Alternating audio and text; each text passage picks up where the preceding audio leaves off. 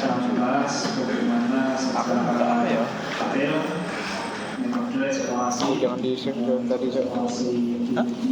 kau share tadi dengan data yang masing-masing berbeda dengan kebutuhan yang berbeda. Pertemuan sebelumnya sebelum UTS kita sudah bahas mengenai konsep dan perubahan eksplorasi awal yang sifatnya adalah secara baik eksiden menemukan besar dan berkembang menjadi konsep mencari sumber minyak itu dari Afrika dan juga bisa kemudian mencoba menggali sumur ya, dan seterusnya.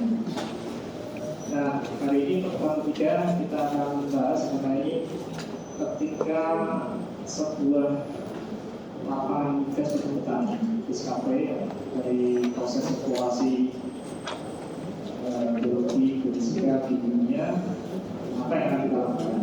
Jadi yang dilakukan kita mengembangkan lapangan. Jadi kita mendevelop. Jadi ada satu program di lapangannya POP.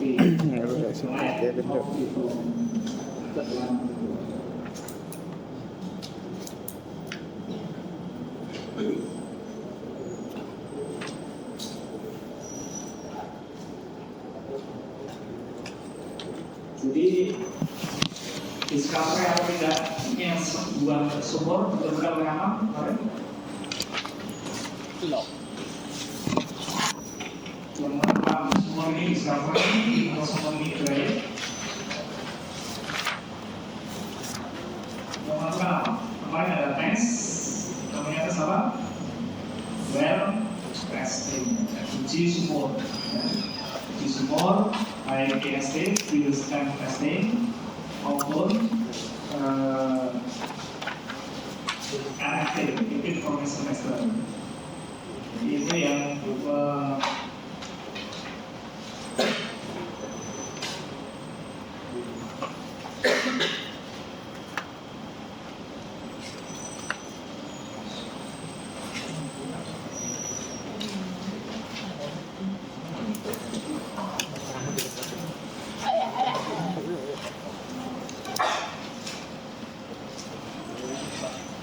dari grading testing ini kita tahu bahwa sumur kita discovery atau sumur kita adalah triangle. Kalau discovery nanti ini akan menjadi lapangan gas dan pada fase akhirnya akan diproduksi. Nah, di antara penemuan dan produksi itu ada satu tahap yang tadi kita bahas namanya POD, Plan of Development. Jadi ada satu tahap namanya POD.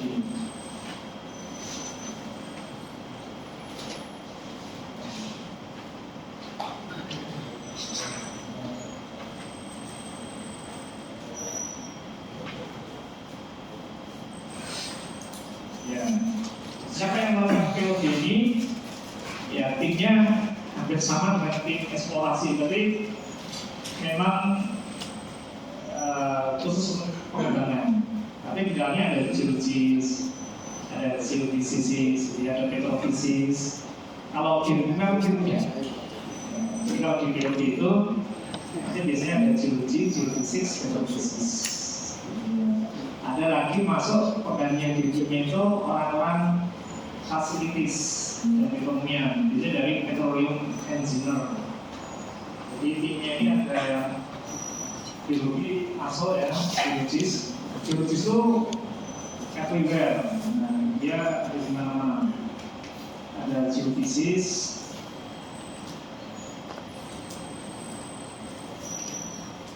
ada petrofisis,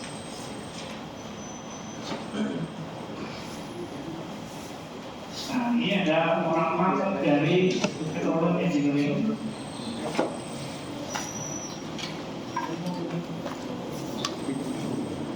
Khususnya nanti membicarakan masalah fasilitas produksi ya, persiapan dari fasilitas. Bahas di judul tentang perekonomian. dan juga biasanya terkait dengan strategi production. Nanti ada sampah manajemen,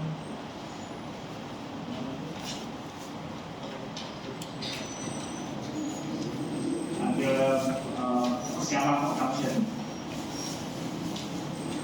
Karena diharapkan setelah final development ini nanti, kalau ini fase ada periode sukses, nanti masuk tahap terakhir yaitu production. Nanti ini kita akan bahas di kuliah ke-4 ya. Jadi tim yang terlibat ini, nah geologis tugasnya apa? Geologis itu tugasnya nanti memastikan untuk menaruh yang namanya delineation bed. Delineation bed. Kalau kemarin saat kita eksplorasi, dari eksplorasi itu muncul namanya klosur naik derajatnya namanya apa? Lead ya, dari klosur. Sebelum klosur apa? Prekonsen. Naik dari klosur naik jadi lead naik jadi prospek. Tahu bedanya ya? Nah ini naruh semuanya biasanya di puncak atau posisi aktif. Jadi kalau misalnya kita punya altitude semacam ini, biasanya dia ditaruh di puncak. Kenapa? Saat kita ngebor prospek ya, ngebor prospek kita drill, ini biasanya posisi top structure. Kenapa? Karena kalau dipikir-pikir berisiko, ya. Di dalam pikir saya ketemu bukan airnya, tapi airnya. Kita belum tahu sebenarnya totalnya dari mana, ya kan? Jadi pengeboran pertama ada di top structure. Ini namanya pengeboran namanya exploration well. Oke, ini dikerjakan di tahap eksplorasi. Nanti dites kalau dia discovery atau threshold. Kalau threshold yang dilakukan adalah lahan badan. Jadi sumur ini nanti ditutup. Caranya dimasukkan semen. Di dalam casing dimasukkan semen, jadi casingnya penuh semen.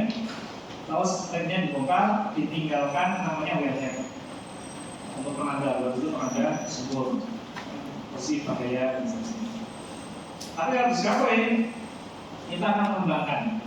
Nah tujuan POD itu ini di sini. Tujuan dari POD ini adalah memastikan apakah discovery structure ini yang jadi poster ini itu tepatnya ya, jadi mengurangi uncertainty. Jadi POD ini tujuannya adalah reduce uncertainty.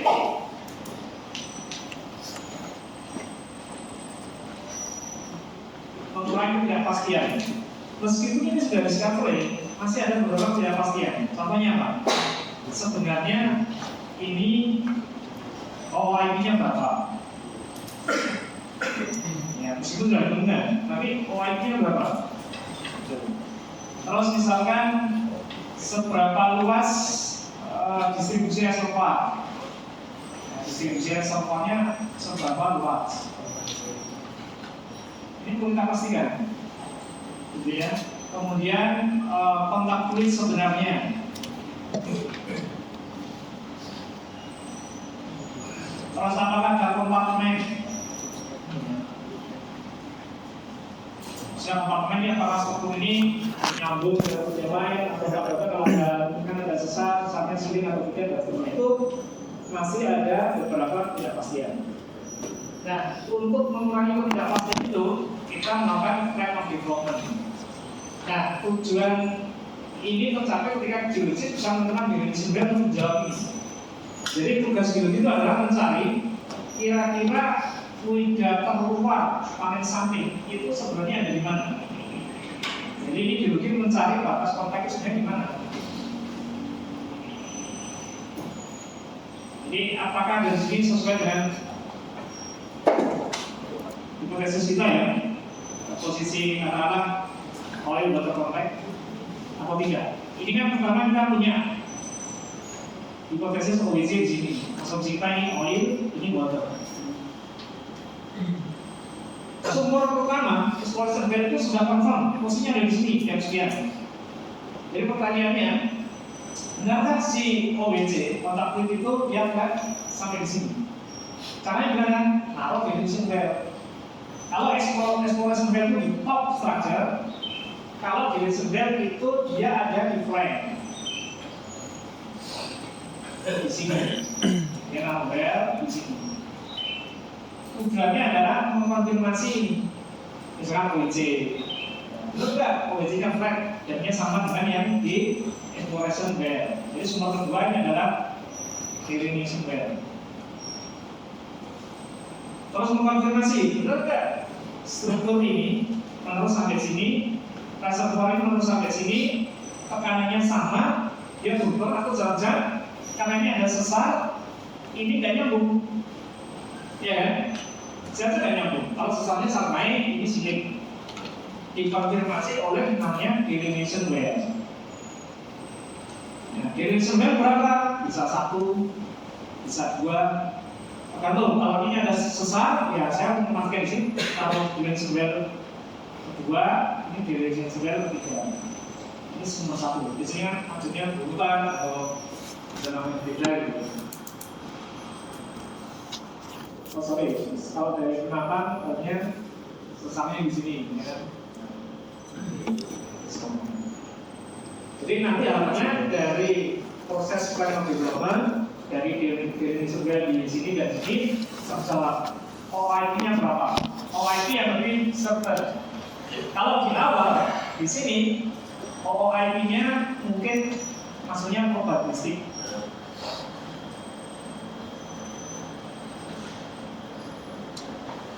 Tahu probabilistik?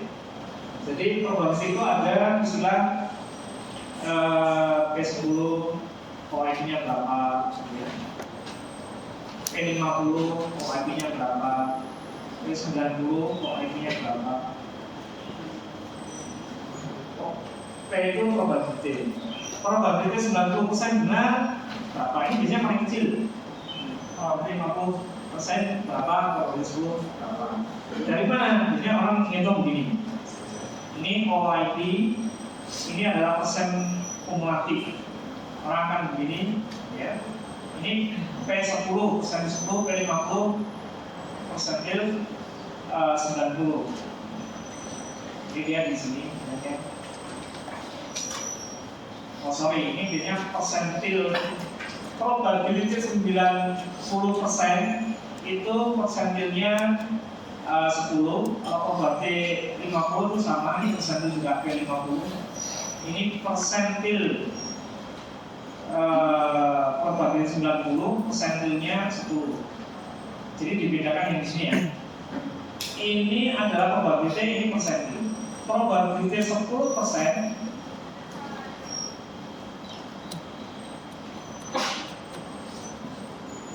Probability benar 90%, angka risetnya, OIP-nya biasanya gede, nilainya besar. Sebenarnya probability 90% benar, yang 90% angkanya kecil, persennya kecil. Kalau P50 sama, makanya biasanya di dalam eksplorasi yang dipakai P50, karena probability 50% benar dijadikan dari kumulatif OIP yang sudah 50, jadi persennya 50. Kok bisa Pak, ngitung OIP itu angkanya berubah? Kalau ada pertanyaan itu, bisa. Karena saat probabilistik itu kita menggunakan simulasi OIP. Ini kan rumusannya masih ingat ya? Kalau kita mau menghitung dalam barrel barrel itu kapasitasnya berapa? 77, 58 kali apa? Cia serba kalikan velocity kali 1 minus W. Ya. Nah, ini yang akan. bagi apa? BOI, Formation Volume Factor untuk oil. Nah, teman-teman saya lihat volume reservoir di awal itu juga punya range, karena kita nggak yakin luasnya berapa, dalamnya berapa, ini punya range. Nah, range-nya juga punya nilai. Ya, jadi ada nilai untuk Vires. Vires ini yang dari yang paling kecil sampai yang paling besar. Ya. Nanti porosinya juga begitu. Porosi reservoir kita punya asumsi dari mana? Misalnya dari sampel yang kita ada saat survei geologi. Mungkin ada sumber terdekat informasi itu. Porosi itu punya range, ya, persentase porosi. Kalau ini kan misalkan better, ini Vires, ini porosi. Dari yang paling kecil berapa sampai yang paling besar berapa? Ini juga misalkan apa? Satu ini SW, ini SW. Ini persen, ini juga sama. Jadi SW yang paling besar berapa, sampai yang paling kecil berapa. Karena ini punya seperti ini dan dimasukkan di dalam katakanlah sebagai simulasi probabilistik, nanti disebut OIP, mungkin punya frekuensi kumulatif semacam ini. Kita punya hitungan tertinggi. Hitungan tertinggi dari mana? Ketika volume reservoir tertinggi, ya kan? Porosity tertinggi, SW terendah tertinggi, rendah. Itu dapat paling tinggi. Paling rendah, input paling rendah didapat dari mana? Dari Vires yang paling rendah, porosity paling rendah, SW paling tinggi. Karena SW kan sama dengan SW, ya kan? Maka kita punya frekuensi kumulatif, input ada range. Nah, itu di eksplorasi. Nah, saat delineation ini kita kurangi seperti ini. Inputnya ini kita kurangi, kita lebih firm. Kenapa? Kalau reservoirnya tidak kita pastikan, ternyata reservoir itu luasnya sampai di sini aja, ini lebih pasti. Ya, porosity kan kita sudah punya sumur, punya core, punya log, sudah lebih firm, ya kan? Kalau tadi sebelumnya membahas aja, gitu ya. Satu SW juga lebih firm.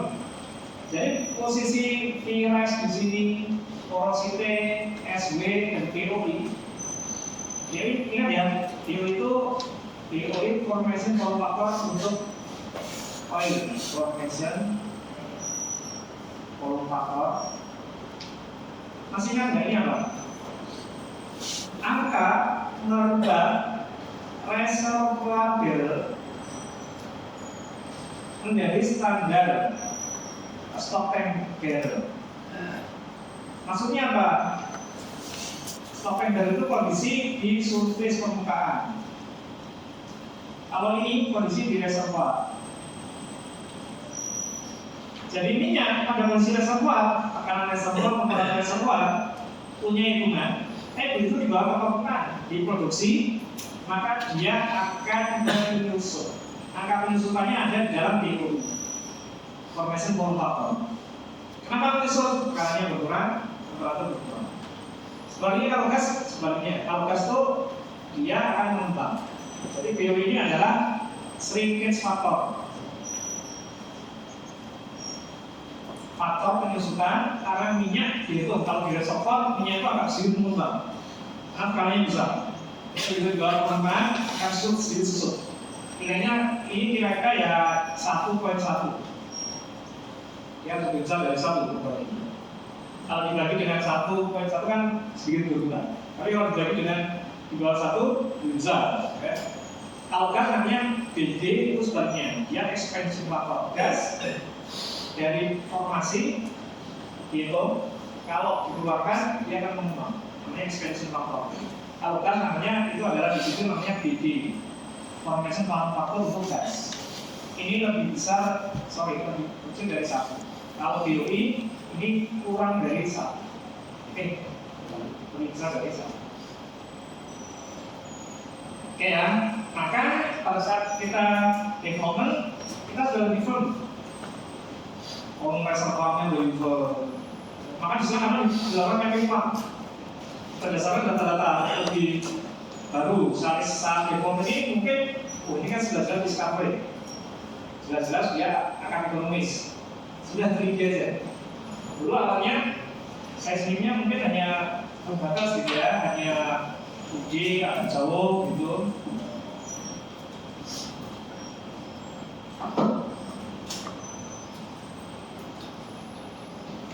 Karena dulu lebih jarang begini ya. Nah, karena sudah discovery, saat POD diusulkan 3D. Dan 3D kan dia jadi rapat. Kenapa ya? Kita mau mengurangi uncertainty.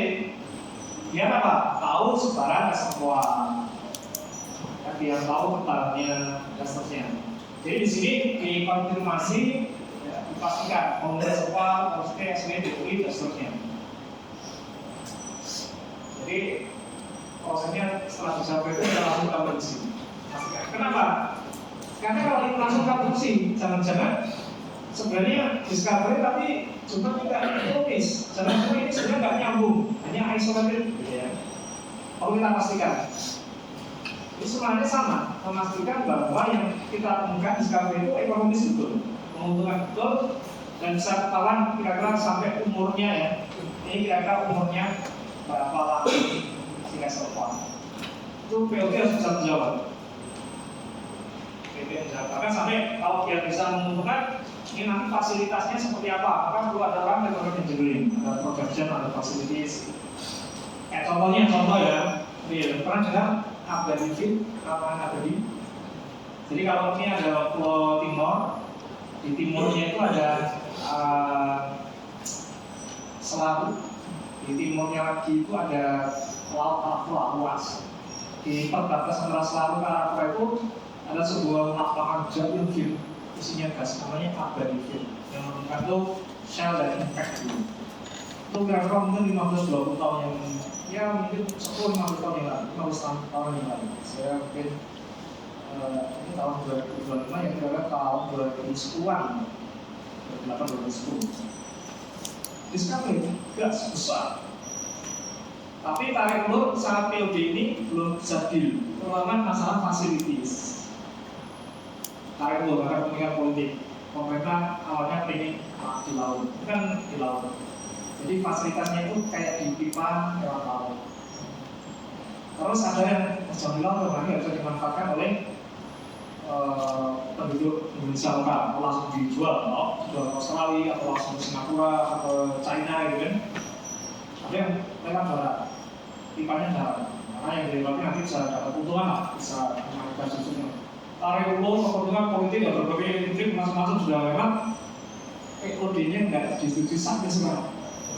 Bayangkan, kita udah menemukan gas di Singapura ya, eksplorasi produksinya udah diberi reward gitu ya. Ini belum bisa produksi karena POD-nya belum clear.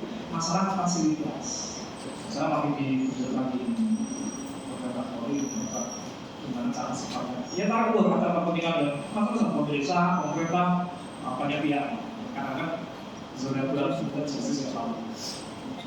Jadi itu pentingnya POD memastikan risknya itu lebih certain, risikonya lebih pasti, increase-nya lebih pasti, reservoir distribution, kemudian yang lain-lain. Maka perlu dilakukan ada pengambilan data di lebih full. Kita ngobrol lagi beberapa sumur di Indonesia, ada studi lagi lebih detail. Berapa yang dibutuhkan? Ya, rata-rata kalau normal tuh ya 2-3 tahun.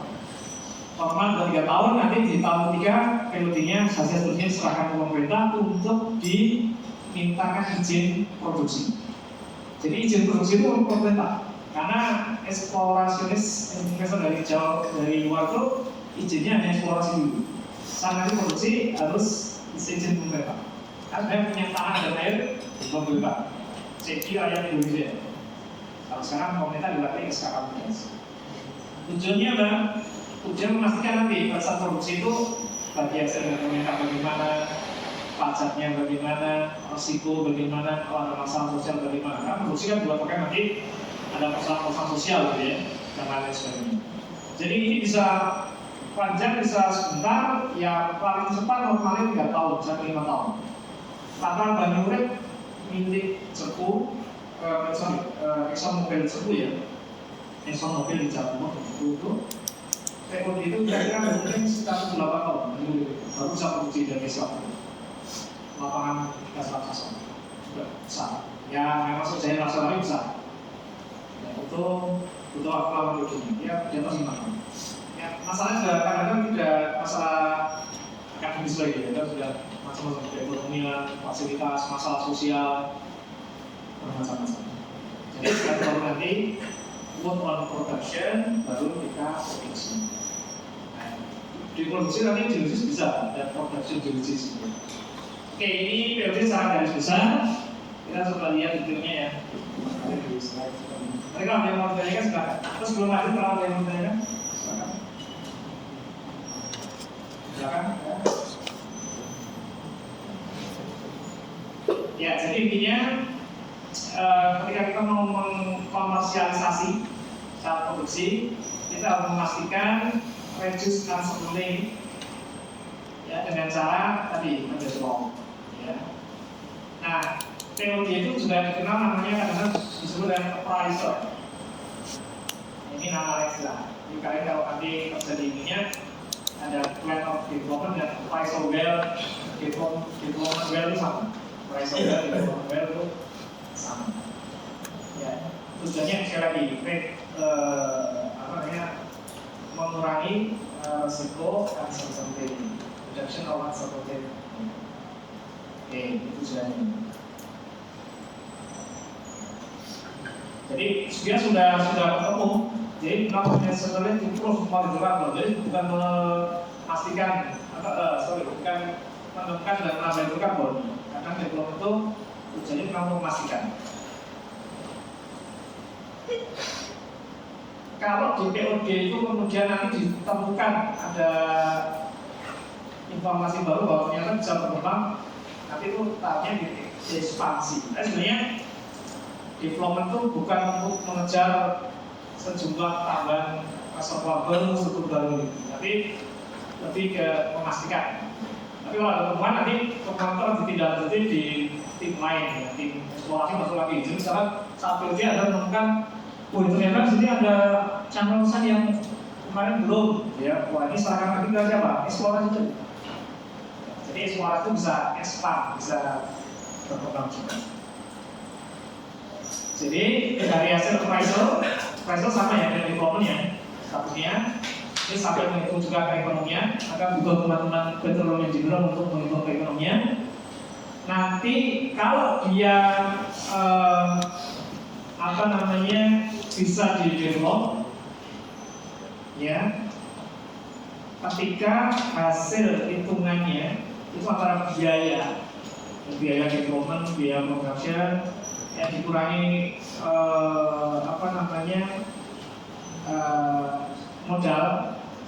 hasilnya dikurangi modal itu kok ya, ini kan biaya satu eksplorasi ditambah development kok masih positif ya, di sini kurang di sini, kita akan develop, kita akan kembangkan.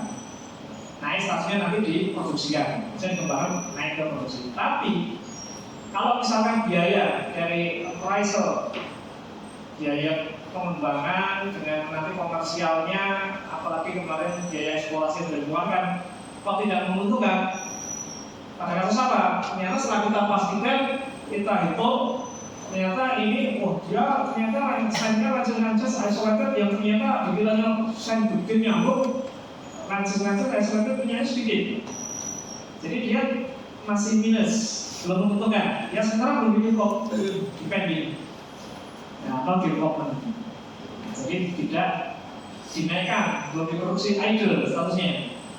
Itu beberapa begitu. Bahkan sejak awal eksplorasi itu kita kadang seperti itu ya. Kami di tim LKFT ya, LKFT itu punya tim namanya FT punya satu badan namanya LKFT, lembaga kerjasama fakultas tadi. Itu lembaga dari fakultas yang sering dimintai tolong untuk merencanakan studi atau proyek eksplorasi.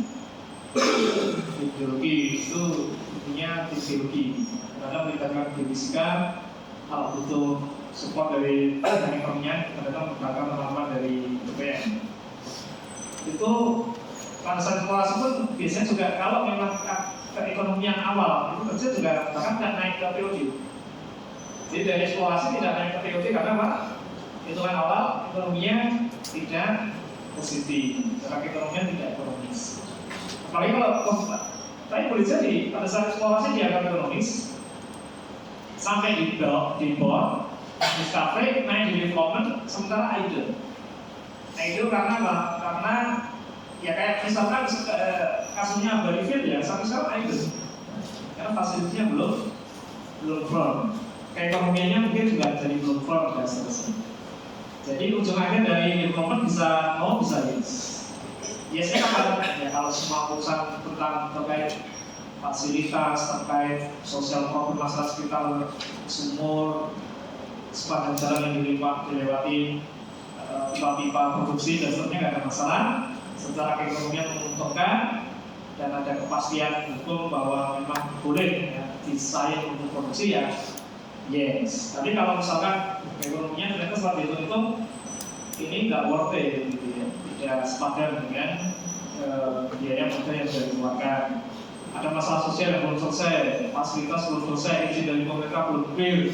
Ada lagi misalkan posisi sumurnya ternyata ditukar dengan hutan cagar alam, taman nasional, ini kayak protokol yang di-clearkan. Itu bisa jadi idle, no-nya itu bisa idle, pending. Mungkin sangat dalam sekali ya, sehingga butuh teknologi yang kalau mau produksi harus pakai directional well yang nilainya mahal sekali, dasarnya misalkan gitu ya, bermacam-macam, sementara belum bisa gitu. Nah, tadi saya sudah menyampaikan ya, tapi detailnya mungkin seperti ini ya. Di dalam kita mendevelop sumur, beberapa parameter yang harus kita perhatikan. Reservoir volume reservoir, gross stock volume. Ini dipengaruhi oleh beberapa hal. Nanti ada net gross ratio. Net gross ratio itu hubungan atau perbandingan antara sand yang clean yang termasuk reservoir dengan sand yang agak seri atau sil yang sebenarnya dia tidak terhitung sebagai reservoir. Ada porosity, ada saturasi hidrokarbon, saturasi oil, saturasi gas. Ada formation faktornya tadi ya, BG, BOI, BD. Ada recovery factor ya, saya lupa. Jadi OIP itu hitungannya adalah original in place, atau kalau misalkan gas ya original gas in place. Itu asumsinya resource atau reserve. Kalau dia belum discovery namanya masih resource, tapi kalau sudah discovery namanya reserve. Itu ketika dikeluarkan nanti tidak semuanya terambil. Yang terambil itu adalah increase dari recovery factor. Ya, jadi yang terambil itu adalah, jadi yang terambil itu recoverable reserve. Recoverable reserve. Misalnya adalah in place baik oil atau gas, harga recovery factor. Recovery factor untuk oil itu kira-kira mungkin sekitar 0,40 sudah besar. Recovery factor gas sampai gas sudah 0,70, jarak di atas itu gas. Artinya apa? Primary production nanti itu tidak semuanya terambil, hanya 40%. 60% itu mana oil masih di reservoir. Nah, itu nanti saat ini produksi, ada secondary recovery, ada tertiary, ada enhanced oil recovery. Tapi yang pertama ini kira-kira 50%. Nah, itu harus dihitung juga. Karena apa? Yang jadi uang itu kan yang terambil. Kalau yang di invest itu ya jadi apa? 60% itu tidak bisa diuangkan, belum bisa diuangkan. Nah, volume reservoir faktor yang pengaruh banyak. Ada pengaruh dari bentuk struktur atau klosur, apakah strukturnya bentuknya anti-cline, kalau anti-cline apakah anti-cline yang bentuknya dome, four-way dips, atau dia terpotong sesat, atau dia menunjang di satu sisi. Kemudian pemilihan dari cline-nya apakah gentle gitu ya, besar tapi agak flat, atau dia stiff, ya, dia besar gitu ya. Kemudian posisi ada fault di situ. Posisinya faultnya apakah dia menutup, sealing atau unsealing, kemudian apa ada kompartemen dari internal fault, ada oil water contactnya seperti apa dan seterusnya yang kita sebutkan. Kemudian net to gross ratio. Jadi angka ini, input ini kan nanti sebenarnya virusnya itu tidak semua reservoir bisa jadi reservoir setebal ini. Yang bisa jadi itu yang net reservoir aja. Beberapa interval sel di antaranya kan tidak bisa jadi reservoir, tidak akan terisi oleh hidrokarbon. Kita harus kalikan dengan net tuberous. Katanya dari mana net tuberous? Dari data semula proses hidrofisis, makanya hidrofisis. Yang mengontrol apa si net tuberous itu?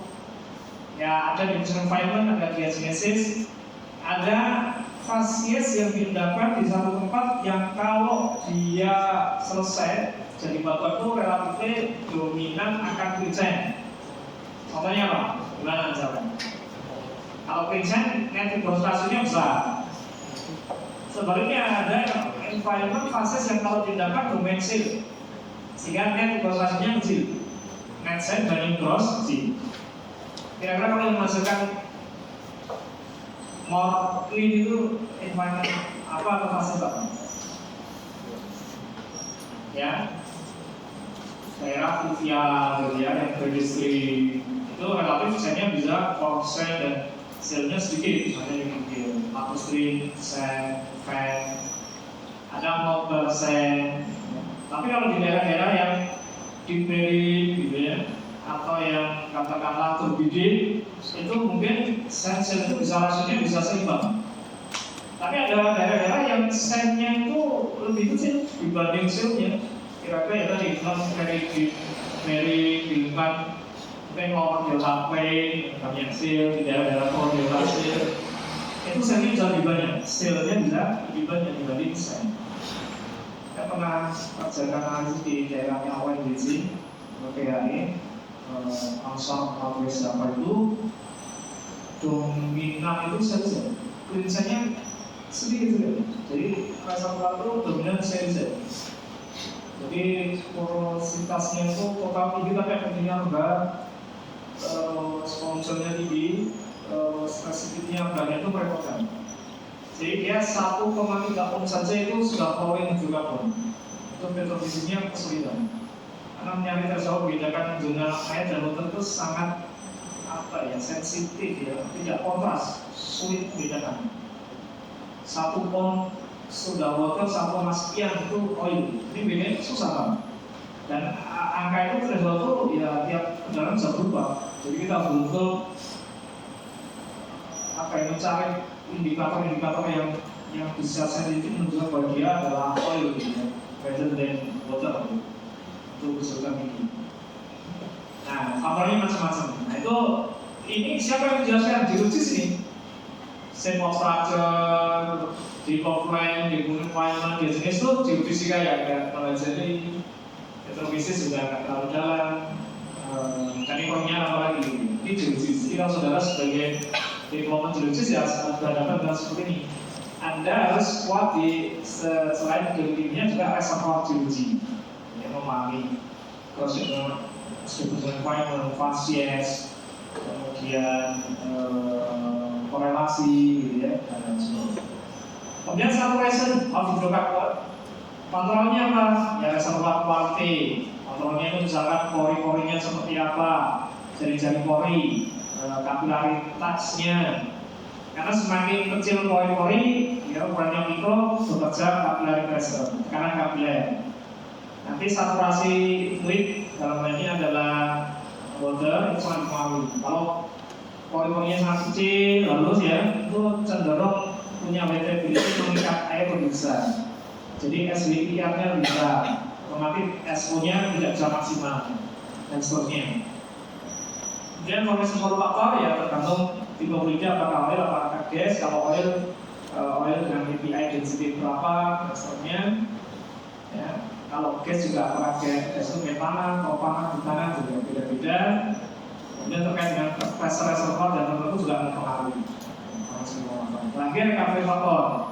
Ini dipengaruhi banyak hal. Ada properti dari fluida, ada viskositas, mu itu viskositas, ada rho itu densitas fluida, deep angle of formation pengaruh ya. Aquifer volume kalau dia water drive. Jadi pergerakan fluid itu disokong oleh air yang ada di bawah oil. Ada gas cap, itu kalau drive mekanismenya adalah gas di atas oil, itu juga pengaruh. Nah, ini mempengaruhi. Sekali lagi, ini biologis ya, yang banyak berperan menjalankan ini untuk bisa mendapatkan parameter input lebih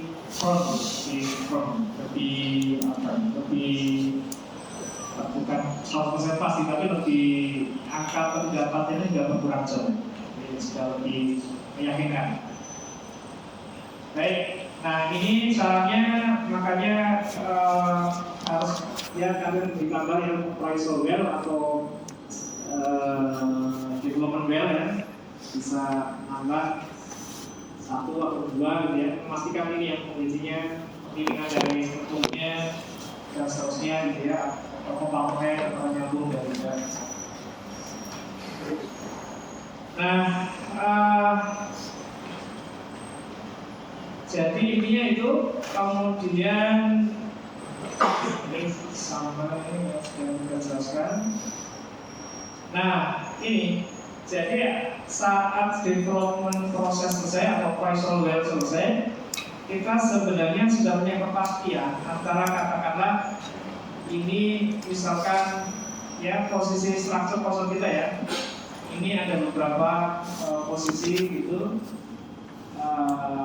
Probability ada low case, kalau misalkan kecil ya kondisinya ada medium case, kondisinya lebih luas, ada high case lebih luas.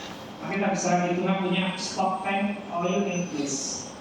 Stock tank itu maksudnya sudah kondisi di permukaan. Kalau di SLK namanya OID. OID itu belum dibagi dengan BOI. Kalau STOID sudah dibagi dengan BOI. Stock tank itu maksudnya penyimpanan di permukaan. Sudah dikonvert dari reservoir condition ke surface condition. Maka kita punya lebih kepastian. Ya, kalau well A ini dry, ya, well A ini ya, ini dry, ya, nggak ada isi, tapi sebenarnya oil kita ada di sini, ya kan? Karena kalau ini isi kan berarti jauh luas, ya. Jadi kalau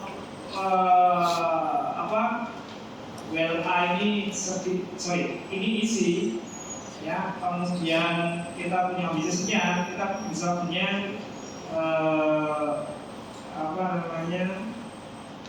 case yang seperti ini atau yang seperti ini high case.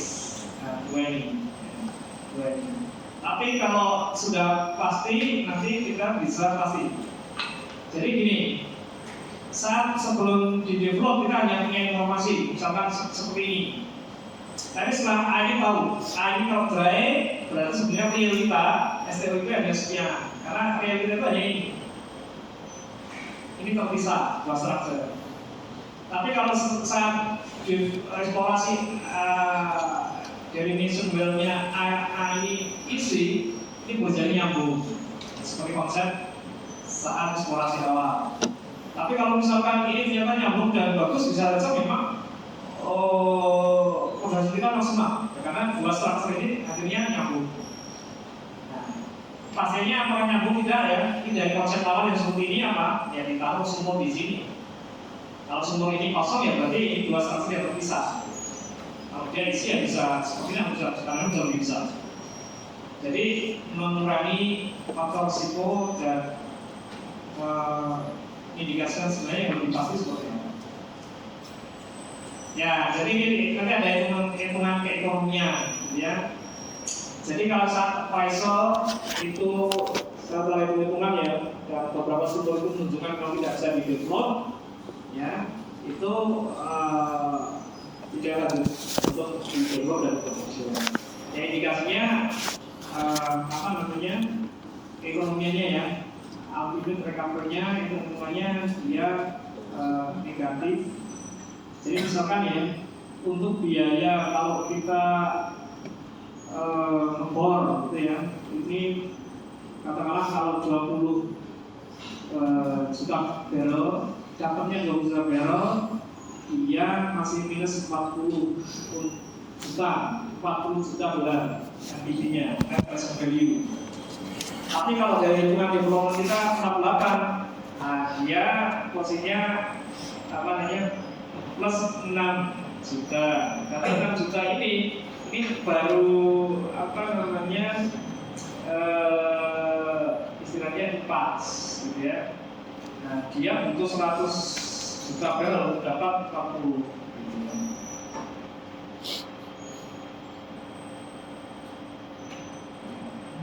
Nah, kalau ultimate recovery-nya seperti case ini, ya, jadi apa namanya? Nah, yang kita bisa kembangkan itu adalah yang saya ini. Kalau memang dia 20 juta barrel MMBO, ya, ini bisa kita develop ya dengan catatan bahwa apa namanya, modal yang kita keluarkan itu kurang lebih sedikit dari hasil yang kita hitung, kita dapatkan. Jadi kita punya hitungan nanti dari development yang ada 20 mm atau 100. Dia bisa di-develop kalau menghasilkan plus ini.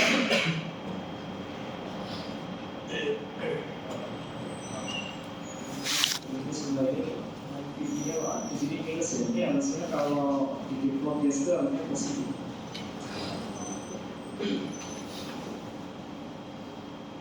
Nanti saya cek.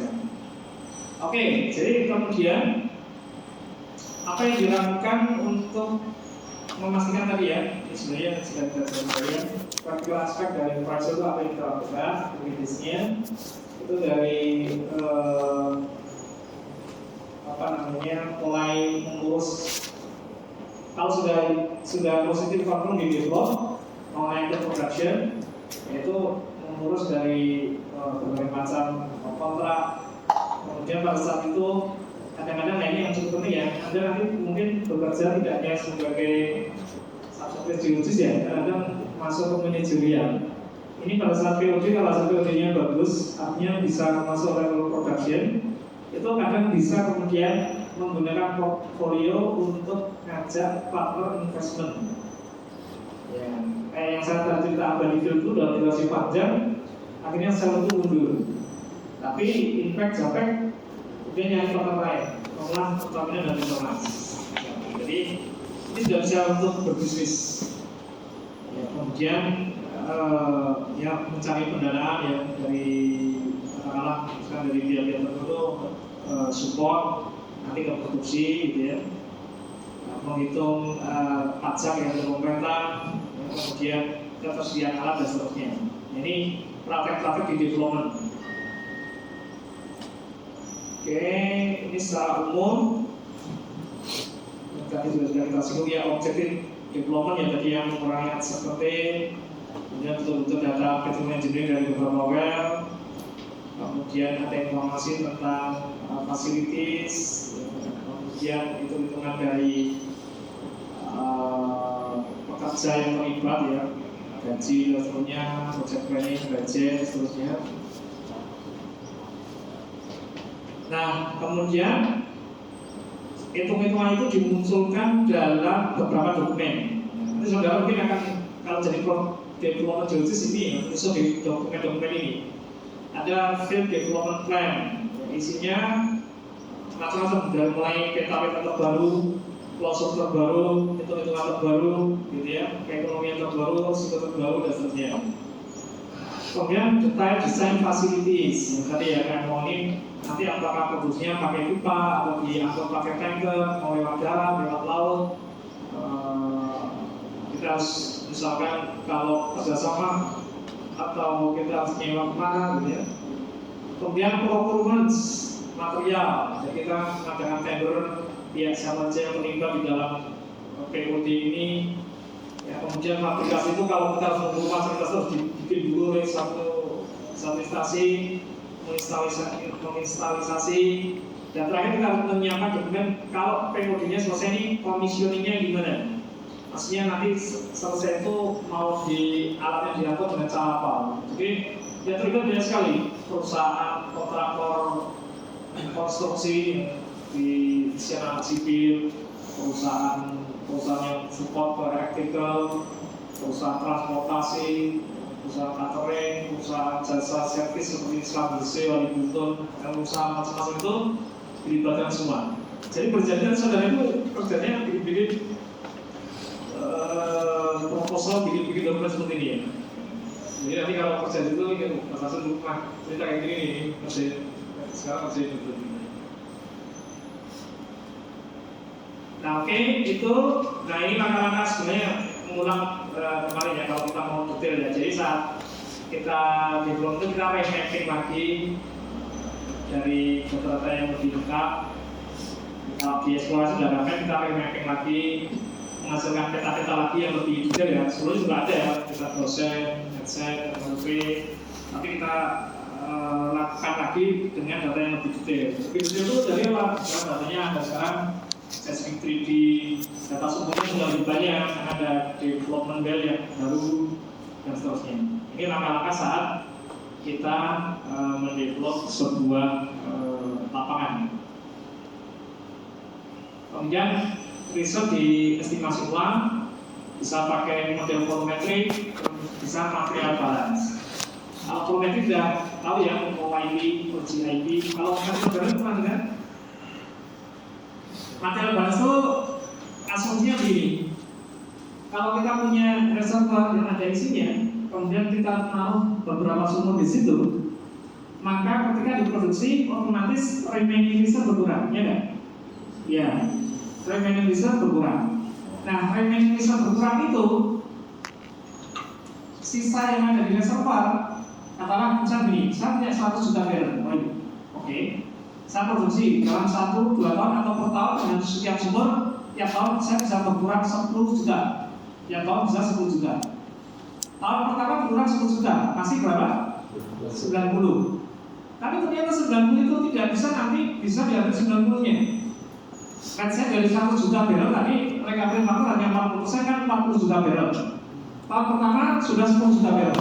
Tahun kedua sisa 30, ya kan? Tapi kalau konsep material balance itu enggak 30. Kenapa? Begitu 100 yang bisa diambil 40, tahun pertama bisa diambil 10, sisanya harusnya 30. Yang 30 itu ternyata ya, karena diproduksi tahun pertama yang 10 juta itu tekanan dan temperatur turun, maka ada gas rilis yang lepas. Gas rilis yang lepas yang harusnya associated dengan oil, di dalam oil mengurangi volume oil. Jadi yang tahun kedua sisanya bukan 30 juta, sudah dikurangi 10 tinggal 30 juta, tapi 30 juta itu pun dia akan sedikit akan menyusut. Kenapa? Karena ada gas yang lepas. Kenapa gasnya lepas? Karena ada pressure yang berkurang. Pressure berkurang kenapa? Karena diproduksi selama 1 tahun. Itu di material balance dihitung. Jadi tahun kedua mungkin tidak 30, mungkin tinggal 25. 25 diambil lagi, atau 10 lagi, harusnya tinggal 15. Sedangkan 15 mungkin enggak bisa berkurang, tinggal 12 dan seterusnya. Ini material balance biasanya yang mengukur, menghitung teman-teman dari reservoir sendiri, karena dia harus memasukkan ada unsur recovery factor, ada unsur yang recoverable yang keluar, ada unsur pressure, ada bubble point gas. Ini teman-teman yang lebih profesional sama mungkin nanti akan disinggung sampai di sini. Jadi ada yang juga selain volumetric ada versi material balance.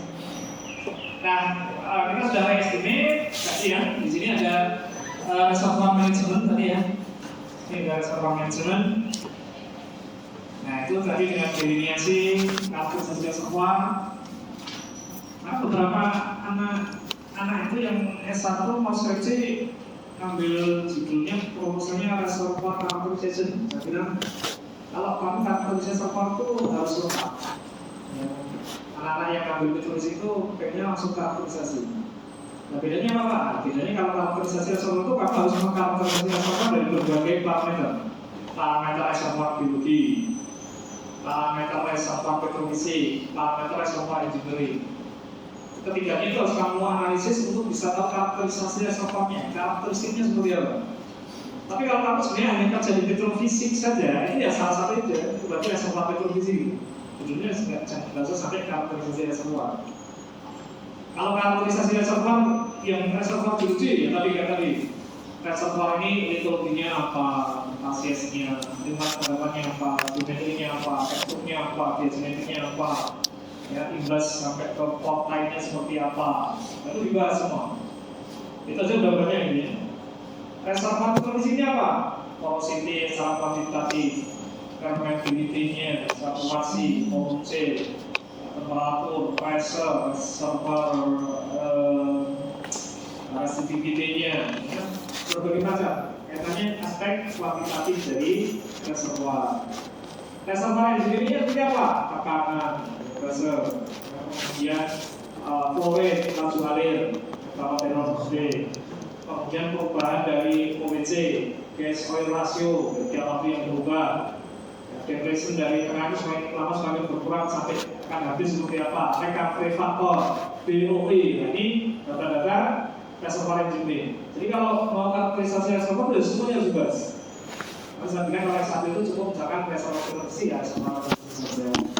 Kalau reservoir geologi saja boleh. Jadi misalkan studi apa?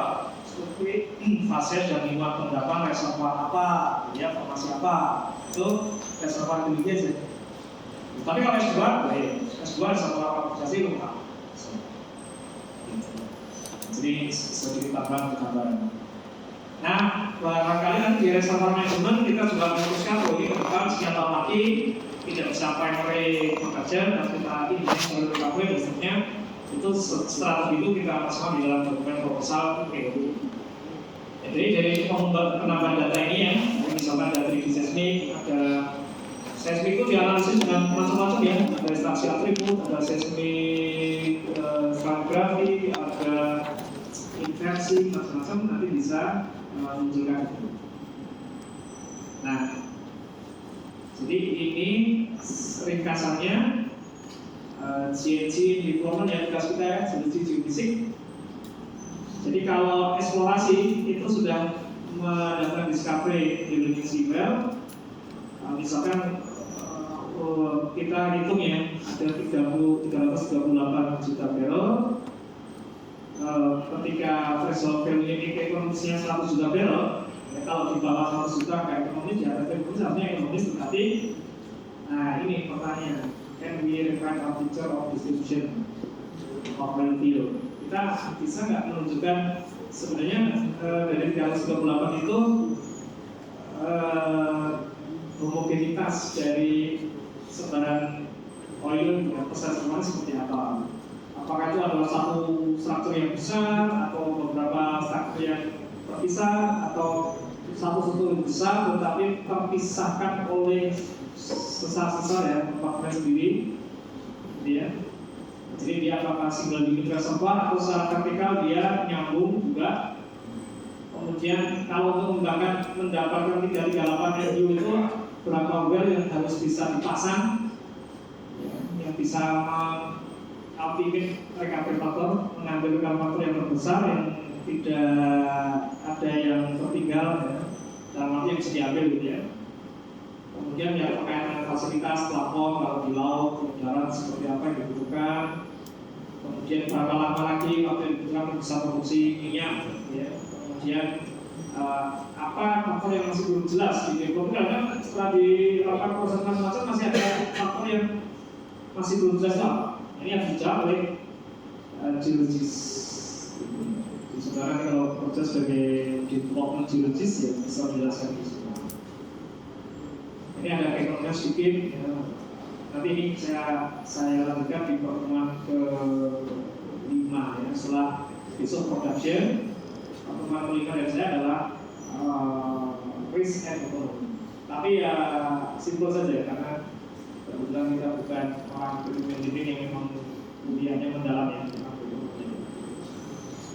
Baik saudara, itu adalah secara umum program di dalam development field kita. Ada pertanyaan? Selesai. Pertanyaannya Pak, terkait dari single sama single ini, ada nggak ya Pak contoh kasus di Indonesia itu yang fungsi dari eksplorasi single itu bisa digantikan sebagai single? Misalnya kayak Digantikan oleh irrigation single. Jadi kayak irrigation single. Nah ini pertama tuh dia di tahun pertama pakai eksplorasi single, lalu udah praktis segala macam, terus jadinya itu di well yang sama itu ganti di single. Atau malah sebaliknya atau alih fungsi dari sumber itu ya. Jadi kan itu tidak menambah biaya keringan itu jadi Iya. kita pakai WM aja tapi mungkin nggak jadi perasaan. Nah, iya. Ya nanti biasanya teman-teman yang kadang ikut ada competition, dia dikasih case-case itu ada case-case semacam itu gitu ya, semacam itu. Jadi gini, tujuan eksplorasi dan delineation itu significantly different, berbeda.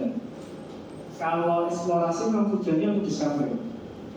Makanya kalau discovery karena sumur itu juga mahal dan biasanya hanya kita nomor satu saja, maka harus dipastikan yang memang resikonya rendah. Eksplorasi nomor pertama ya resikonya rendah. Karena kalau maset kan saya cuma satu mahal di awal maset, maka sumber eksplorasi ditaruhnya di daerah yang resikonya paling rendah. Di mana? Top of structure.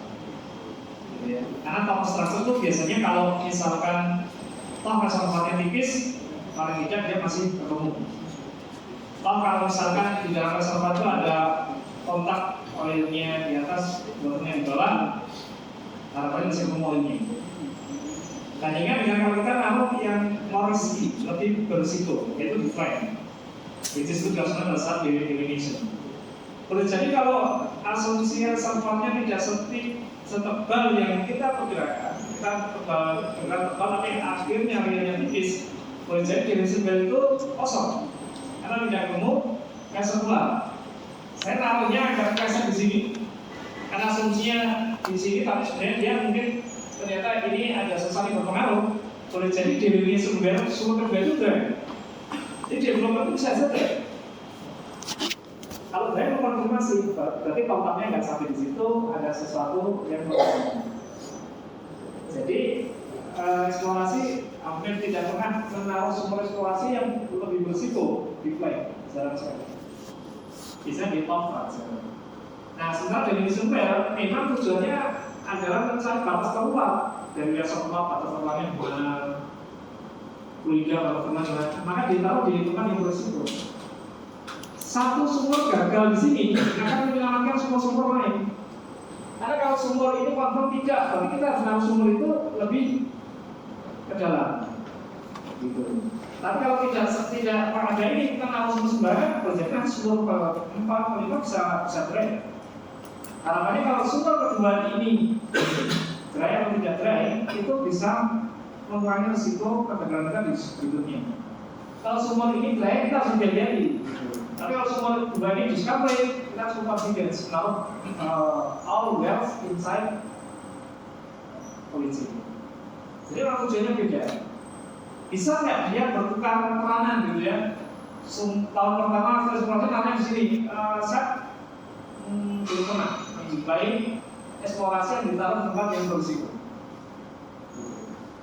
Sejauh yang saya mengikuti kegiatan ya di eksplorasi, cara eksplorasi tahun pertama tahun semua di tempat yang berisiko. Pasti di tempat yang resikonya paling kecil. Gitu ya. Jadi kalau artinya nggak selesai belum pernah menjumpai karena memang tujuannya berbeda. Tapi yang pernah saya jumpai adalah bertukarnya peran semua saat ini nanti produksi. Saat produksi, kalau mungkin pernah mendengar bahwa produksi primary recovery ya, ini minggu ya, minggu depan itu sudah berkurang pressure-nya. Karena saat produksi awal itu fluida keluar, satu ruangan yang diberi fluida sebagian keluar karena dulu. Karena ini lama-lama bisa habis, meskipun masih ada fluidanya, tapi tekanannya habis. Bukan keluarkannya, harus ada tekanan tambahan dari luar. Maka kita bikin sumur baru untuk memasukkan fluida, namanya injection well. Jadi ini sumur produksi, kita menaruh sumur injection well. Harapannya kita ini ada injection well.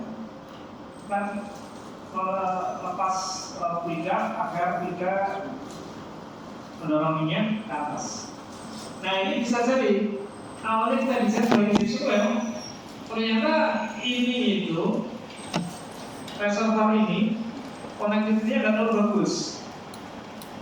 Jadi dia nggak bisa berperan sebagai injection well. Tapi karena dia konektivitasnya nggak bagus, ternyata di daerah ini minyaknya masih original, tidak terpengaruh, tidak tersedot di trying very well. Alhasil ini yang harus jadi injection well, next harus jadi production well. Bisa diproduksi sendiri. Nah, saya pernah ada kasus di Cirebon itu ya. Pengalaman kerja sekolah saya di Pertamina Cirebon. Kemarin itu punya kasus di Tambunan. Ya sudah sore itu, ini ada primary production well yang sudah decline, mau diinjek, mau injection well. Ditanya untuk masalah, tapi ternyata begitu dites, ya sebelum untuk injeksi kan dites dulu ya. Siapa bisa minyak banyak? Nah, produksi lah, jadi production well. Gitu. Ini kesalahan yang membawa berkah. Gitu. Kadang-kadang gitu ya, laki. Kayak gitu, karena saya belum pernah mencobai kalau generation itu dilakukan sama.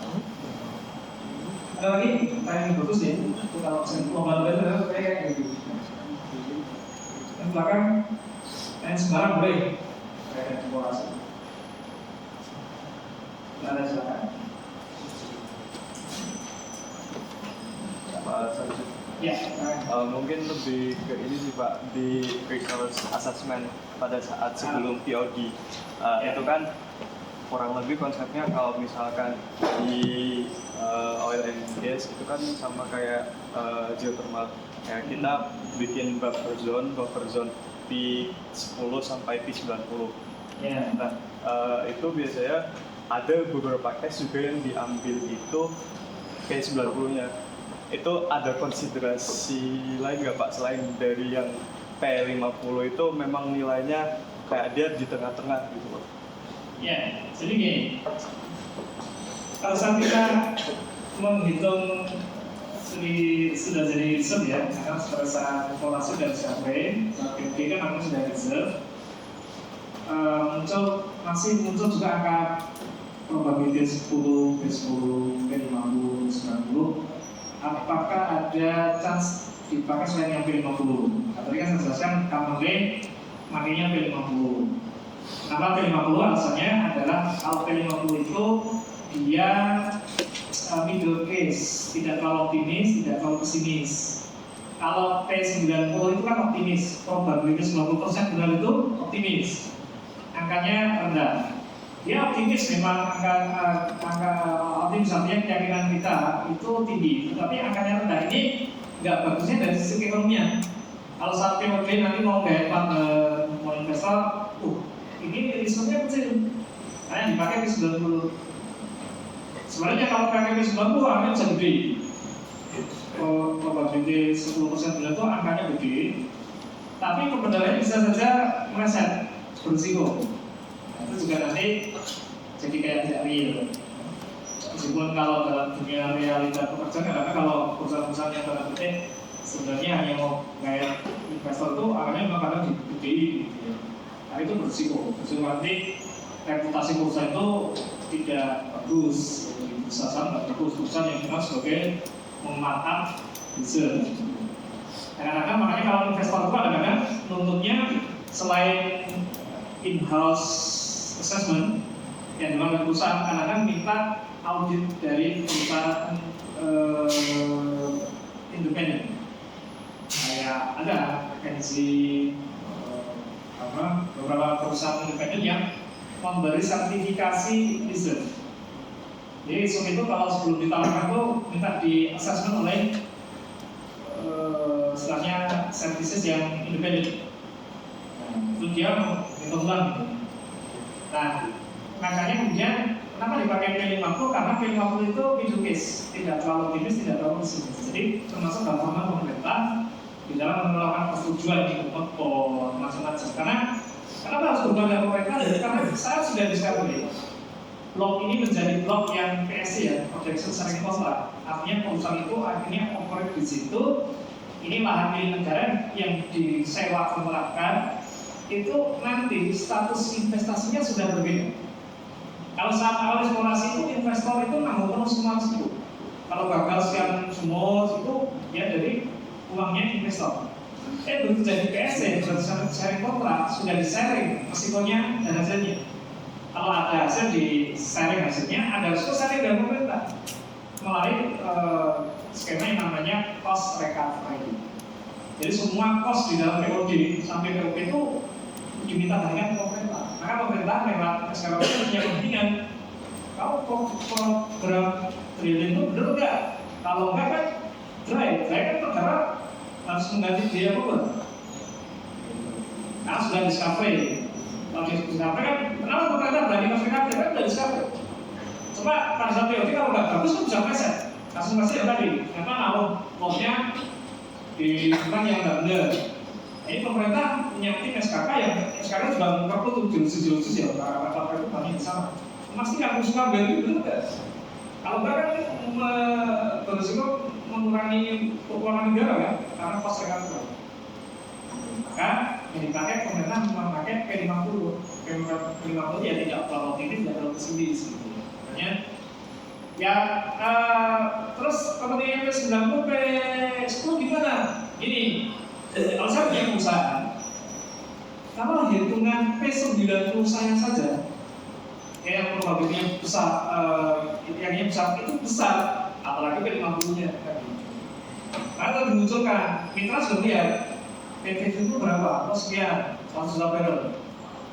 P90-nya 400 juta barrel.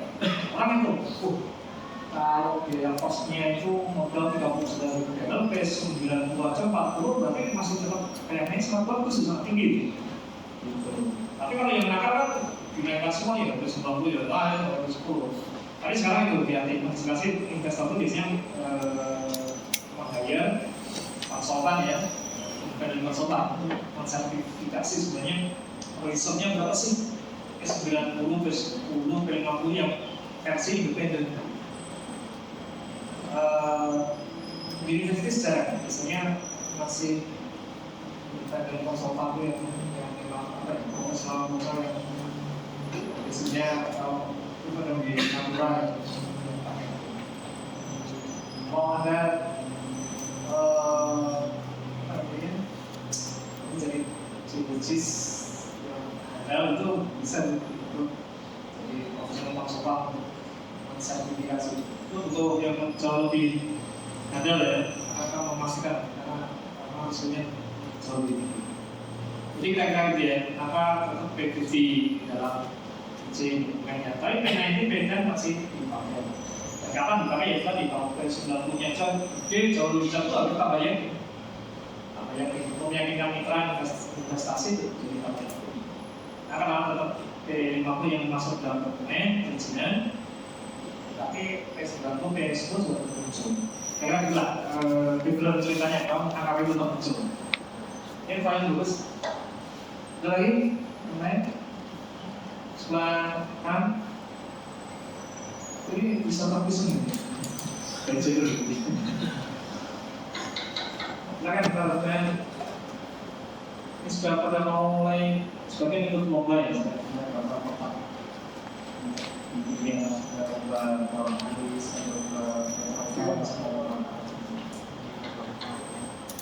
Mahasiswa SPKM itu cukup bagus ya kalau mau bawa, tapi ada catatan saya dari beberapa pembimbing itu bagus fokus di materi umum. Tapi kalau kemudian mengintegrasikan dengan banyak data analis polisi lebih luas itu kadang keteteran.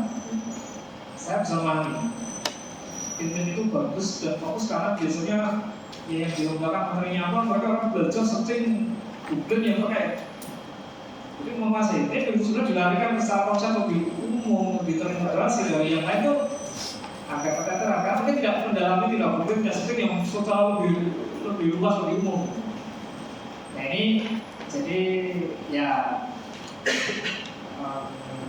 yang kalian harus sadari apa namanya karakteristik kalian gitu ya di generasi kalian itu adalah secara umum ya ini pandangan dari Gen X, saya kan Gen X. Jadi kalau kalian kerja itu atasan kalian itu pasti Gen X, seumuran saya, manajer, vice president, tapi director kemarin pasti seumuran saya, kelahiran 7 bulan sekian sampai 80. Karena sekarang top manajer pasti Gen X. Di pandangan Gen X terhadap kalian maksudnya apa? Z apa? Si Z. Itu adalah begini. Kelebihannya secara spontan kalau dikasih satu problem fast respon, cepat. Kelebihannya pasti. Kenapa? Kalian mungkin punya kayak pemikiran cari cara yang cepat menyelesaikan masalah, ya kan? Instan, gitu. Kalau itu fast respon, cepat. Dengan berbagai cara, dengan segala cara, menggunakan segala cara. Ya. Kemudian penguasaan teknologi, bahasanya platform, aplikasi jago-jago. Itu sudah kan? Dari itu udah biasa main game, belum biasa main medsos. Kelebihannya, jadi fast respon, menguasai teknologi bagus, bahasa bagus, gitu ya, bahasa bagusnya English, apa itu buat bagus. Nah, cuma catatannya nih, yang kalian harus ada dalam perbaiki. Pertama adalah tadi integration, analisa banyak.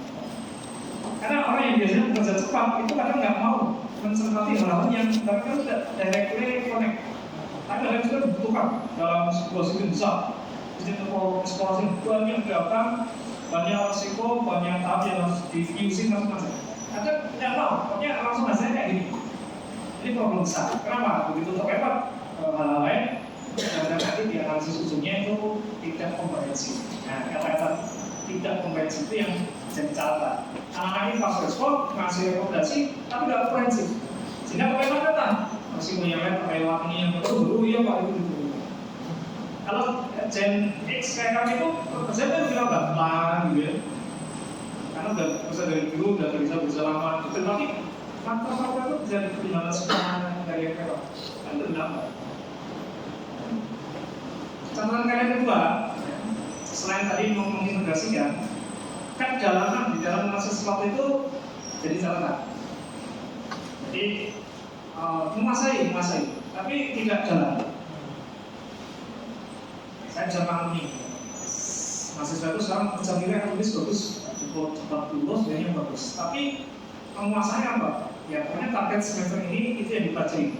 Next semester ya itu yang dipelajari, yang ini yang lama karena udah lupakan. Ya, karena udah lamanya udah kan lupa lagi, udah ini lagi. Begitu di nanti pada saat skripsi nyusul gimana? Lalu ada satu muncul lagi ya, sampel ditanyakan, kira-kira karena merasa bahwa sebenarnya udah dilewati, belajar yang next mentornya belum. Jadi selain komprehensif, juga kedalaman dalam materi masih mengendapkan sebuah materi itu jadi catatan. Itu lebih senang bahwa ini saya pelajari dan mulai bagus, satu lupakan, saya pelajari yang baru lagi, saya kerja dan mulai bagus, next terus begitu. Ini hampir nggak ada, ya mungkin mengendap, nyangkut tapi ini nggak ada.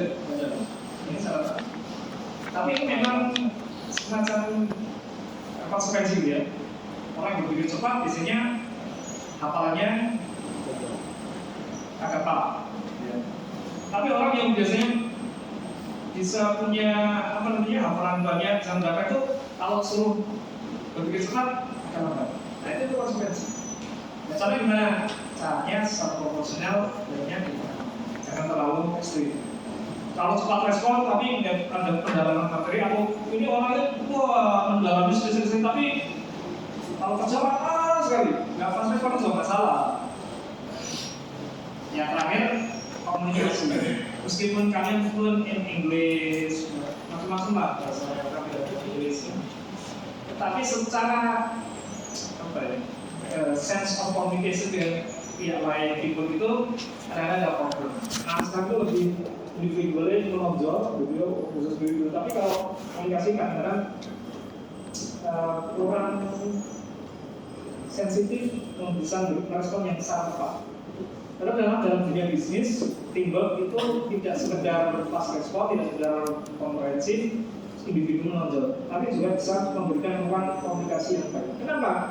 Karena yang kita hadapi kadang-kadang bukan orang-orang yang punya background yang sama dengan kita. Punya penjelasan yang singkat-singkat versi kita. Kalau kita satu lebih bisa singkat ini konsumnya ada orang berpaham. Tapi kita ketemu nanti orang ekonomi, orang legal, orang hukum, government, birokrat. Konsumnya dimasuk apa mas? Kita harus menjelaskan. Nah empati, respect ini yang Gen Z-nya agak belum ini. Dia pokoknya versi dia ingin orang lain pahami dia. Ini catatan dari kami ya. Tapi kan nanti kalian kerja itu rasanya pasti Gen X ya. lulus kan, kalian lulus kan pengen cepet lah kan, tapi lulus 10 tahun gitu, 2-3 tahun lagi gitu kan, itu pasti atasannya masih. Jadi versi kami itu kalian tuh punya prototype disebut, kan sebaiknya disadari tidak harus ekstrim berubah, tapi proporsional, gitu ya. Jadi secara komprehensif ya, kan fast respon itu bagus, masukannya aplikasi bagus, Inggris bagus, tapi ada kita lah dalam perpikiran harus more komprehensif, lebih detail, jangan lupa sesuatu, coba berpikir secara lebih terintegrasi, gitu ya. Kemudian memahami juga cukup mendalam, caranya di perempat saja yang mungkin cepat, latihan soal bertahun-tahun, ini yang besar, habis itu sudah sebenarnya paling kayak gitu. Terus kalau tidak memahami secara detail banget sebenarnya, tapi poin-poin penting, apa sih poin-poin penting itu yang harus kalian apakah caranya bermukai, sebenarnya poin-poin penting intinya. Kayak metode sistem itu poin pentingnya apa, metode play konsep, dan seterusnya. Jadi momen ini yang program ini poin pentingnya apa? Saya akan mengatakan ini kuliah satu begini, poin pentingnya kalau development well apa? Lintasannya apa? Ada yang mau volunteer, tentang development well activity and KPI apa? Lanjutannya, saya nanya satu frasa, satu kalimat yang bisa mewakili kata-kata POD, plan of development itu apa? Saya yang jadi volunteer. Kita praktekkan sekalian. Saya sebagai atasan tanya, kalian tidak punya sama satu di 1 jam. Apa inti dari kliennya? Dari ini. Ya, semuanya bagus. Jadi sebuah activities mengurangi uncertainties. Kalian yang penting intinya. Nanti kalau ditanya uncertainty-nya apa? Saya bisa lagi, uncertainty apa yang dikurangi? Yang paling penting yang dikurangi apa? OIP bagus. Jadi itu karena sudah besar dari komputer gitu ya. Kan yang mau dijual. Kalau itu nggak pasti pikirannya kita mau kerja bersama nggak pasti, ya. Mau jualan nggak pasti. Bagus. Intinya adalah mengurangi asumsi yang paling penting yang dikurangi adalah original berbagai tes atau case. Terus. Nah, gimana cara kuranginya? Bosnya kan tanya, gimana cara mengurangi unspoken language? Remapping. Ini punya satu jam kan harus bisa jawab ini. Oke, jawabnya bagus. Oke, ada jawab yang kiri jawab, yang kanan boleh sedang bersuara. Mengurangi uncertainties itu sebenarnya apa? Nanti kita lihat. Bisa gambarkan satu tulis, masih ada tulisannya. Jawabnya remapping. Jawab ya. Kemudian jawab itu sebuah poin apa? Ini batuan beku. Paling penting Inggris ya. Biasa. Belum sini? Ini buat ngurangin. Jangan kamu mencoba. Kan sebenarnya ini metodenya ini kayaknya ya. Iya. Karena kalau mencoba kan siapa tahu benar kan? Orang nggak ada yang pengen nebak calon istrinya. Bagus ya, Kan belum jadi ketakutan. Enggak juga sih. Melakukannya, padahal sebenarnya jawabannya yes. Tapi karena Anda tidak pernah melakukan, Anda tidak pernah mendapatkan Sama judgement mancing siswanya itu. Bisa dulu itu. Berkata kasar terus. Kalau kadang masih berdua. Ya teman-teman ini judgmental semua pepek. Pernah mencoba, siapa tahu ditolak lagi. Kalau itu coba lagi. Apa? Kira-kira boleh salah ya, boleh menjawab juga. Mengurangi ya. Perhitungan oke, tapi masih belum dari kulit. Iya itu ada perhitungan, tapi sebelum perhitungan ada yang dilakukan, memastikan. Bagaimana nanti yang pakai recalculation ya, recalculation langkah-langkahnya dalam mengurangi seperti apa? Remapping. Betul, definition bell. Jadi kan mungkin definition bell. Kita mau re-evaluate hidupnya, mau re-evaluate pembaharan kita kalau tidak ada pembaharan dirinya sih tidak produknya salah sebelum ini betul, sebenarnya betul memastikan dengan diri sendiri. Jadi kuliah kita jam itu intinya adalah mengurangi uncertainty. Ya. Yang paling penting dalam pasti yang dikurangi adalah Inggris juga kan dan untuk mengurangi itu langkah paling penting adalah Inggris. Mekanisme itu kayak langsung question tadi. Maksudnya harusnya kontaknya mereka setelah setelah sejauh mana. Oke. Jadi bagus jawabannya ya. Oke. Namanya sebenarnya kalian itu yang kemampuan sebenarnya kadang ya untuk dorongan untuk mencoba. Baik, saya pikir cukup sekian ya. Kalau masih ada pertanyaan sebelum saya tutup, masih jam 11. Cukup ya. Terima kasih perhatiannya. Kemudian ada tempatnya kita bertemu di kantor dengan bahasan yang lain. Jadi kita nanti masuk ke pertanyaan. Yang terakhir nanti ujian penulisan saya habis Kasasi dari mana? Lembaga tersebut